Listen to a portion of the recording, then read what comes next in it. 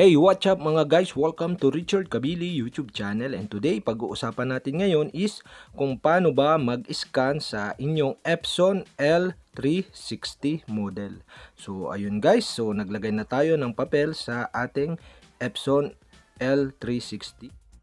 Mag-i-scan tayo gamit ang ating computer. So okay guys, so dito makikita nyo yung aking application. So siya ang ating gagamitin. So okay, kapag wala pa kayo, ang gagawin nyo lang is search nyo lang sa Google yung Epson L360 scanner. So okay, sa mga wala pa, search nyo lang siya sa inyong Google. Then ayun, pagka na-search nyo na, so makikita nyo dyan do sa Epson, www.epson.com. So makikita nyo dyan yung Epson L360 series. Click nyo lang siya.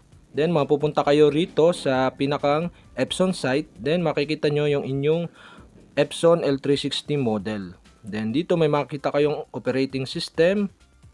Click nyo lang yung operating system. Then pili kayo ng inyong Windows kung ano ba kayong Windows. So okay. So ako Windows 10, 64-bit. So okay.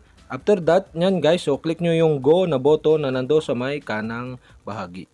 Ayun guys. So ayun, da-download natin dito yung pinakang driver niya ng Epson L360, yung scanner at saka yung printer driver. So nakikita nyo dyan yung scanner and printer driver. So mayroon siyang download button do sa kanan. So click nyo lang siya para ma-download nyo yung pinakang application or driver na para sa inyong L360 Epson. Ayun guys, dyan makikita nyo, click nyo lang yung accept, then automatic na siyang madadownload sa inyong PC or computer. So okay guys, ganun lang, click nyo rin lang yung sa may printer driver na application, then click nyo din yung accept button. Then pagka na-click nyo na yung accept button, so automatic na rin siyang madadownload. Makikita nyo dito sa may bandang kaliwa ng inyong screen ng inyong monitor. So ayun, kapag na-download nyo na yung dalawang yan, tapos punta kayo sa folder na kung saan napupunta ang inyong dinadownload. So ayun guys, so double click nyo lang yung pinakang application nya, then ganyan ang lalabas. So click nyo lang yung okay. Then select kayo ng language, click OK again. Then agree kayo dito, then click OK again. And ayun guys, ganun lang. So ganun lang gawin nyo dyan sa dalawang yan.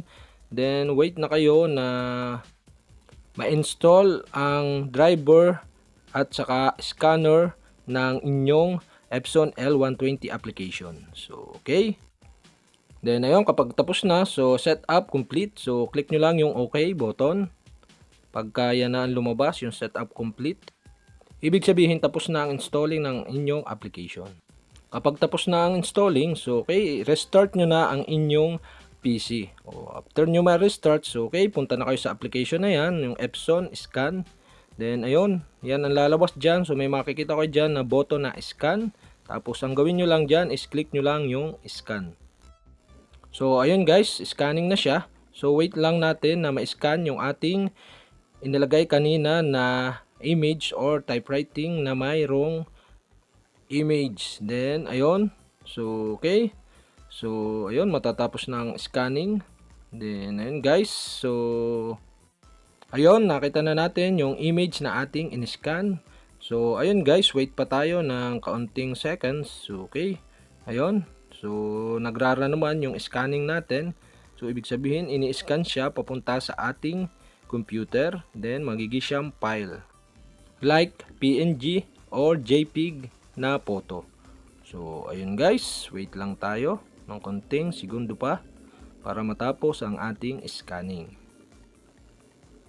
So ayun guys, tapos na ang ating pag-scan na gamit ang ating Epson L360. Then ayun guys, yun yung image. So double click natin para makita natin kung siya nga ba. So ayun guys, yun, successfully tayo na naka-scan sa ating L360 Epson model na printer.